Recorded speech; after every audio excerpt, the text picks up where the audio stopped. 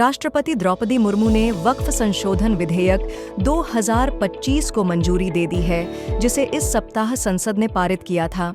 राष्ट्रपति की मंजूरी के बाद यह कानून बन गया है। यह कानून वक्फ संपत्तियों के प्रबंधन को सुव्यवस्थित करेगा, जिसमें विरासत स्थलों की सुरक्षा और सामाजिक कल्याण को बढ़ावा देने के प्रावधान हैं। यह कानून संपत्ति प्रबंधन में पारदर्शिता बढ़ाकर वक्फ बोर्डों और स्थानीय अधिकारियों के बीच तालमेल को सुव्यवस्थित करके और हितधारकों के अधिकारों की रक्षा कर व्यवस्था में सुधार लाएगा। यह एक ऐसा कानून है जिसका उद्देश्य वक्फ प्रशासन के लिए एक धर्मनिरपेक्ष, पारदर्शी और जवाबदेह व्यवस्था तय करना है। राष्ट्रपति द्रौपदी मुर्मू ने 1 अप्रैल को मुंबई स्थित national centre for the performing arts में भारतीय रिजर्व बैंक की 90वीं वर्षगांठ के समापन समारोह में भाग लिया। इस अवसर पर राष्ट्रपति ने एक विशेष डाक टिकट भी जारी किया। राष्ट्रपति ने कहा कि डिजिटल भुगतान में देश को अग्रणी बनाने में भारतीय रिजर्व बैंक ने महत्वपूर्ण भूमिका निभाई है। प्रधानमंत्री नरेंद्र मोदी ने 1 अप्रैल को नई दिल्ली स्थित हैदराबाद हाउस में चिली के राष्ट्रपति गैब्रियल बोरिक फॉन्ट के साथ प्रतिनिधिमंडल स्तर की वार्ता की। दोनों नेताओं ने आपसी हित के वैश्विक मुद्दों पर चर्चा की और व्यापक भागीदारी समझौते पर वार्ता शुरू करने पर सहमति जताई।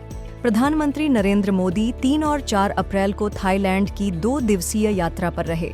इस दौरान उन्होंने 3 अप्रैल को बैंकॉक में थाईलैंड की प्रधानमंत्री पैतोंगतार्न शिनावात्रा के साथ प्रतिनिधिमंडल स्तर की वार्ता की।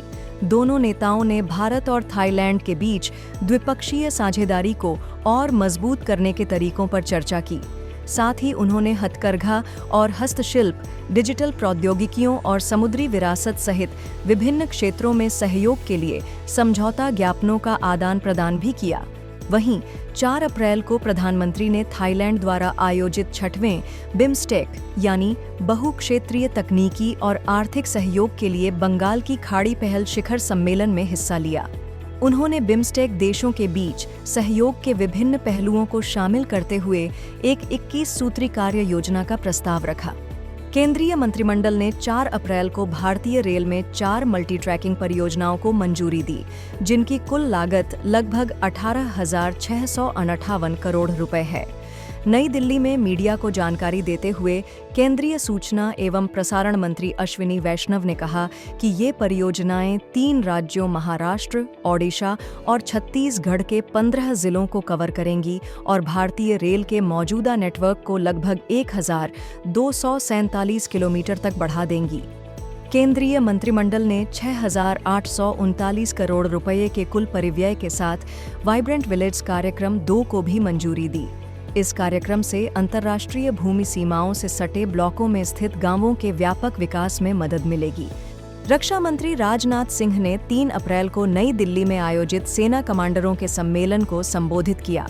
केंद्रीय मंत्री ने कहा कि वर्तमान गतिशील भू रणनीतिक परिवर्तनों और अनिश्चितताओं के साथ चल रहे वैश्विक सुरक्षा परिदृश्यों को ध्यान में रखते हुए सशस्त्र बलों को दीर्घकालिक और अल्पकालिक दोनों चुनौतियों का समाधान करते हुए गतिशील योजना तैयार करनी चाहिए।